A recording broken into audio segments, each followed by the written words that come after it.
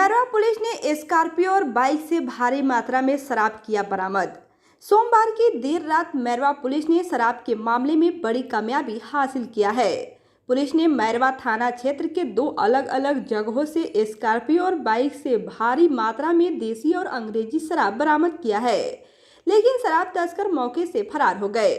यह जानकारी एसडीपीओ अजीत प्रताप सिंह ने दिया है। उन्होंने बताया कि सोमवार की देर रात थाना प्रभारी प्रमोद शाह की टीम ने मैरवा थाना क्षेत्र के मैदानिया गोबरही नहर पुल के समीप से शराब से लदी स्कॉर्पियो गाड़ी को पकड़ा है, जहां मौके से तस्कर फरार हो गया।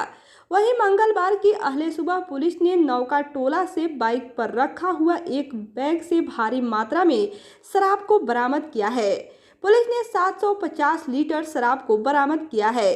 एसडीपीओ अजीत प्रताप सिंह ने बताया कि गाड़ी नंबर के आधार पर शराब माफियाओं को पता लगाने में पुलिस जुट गई है।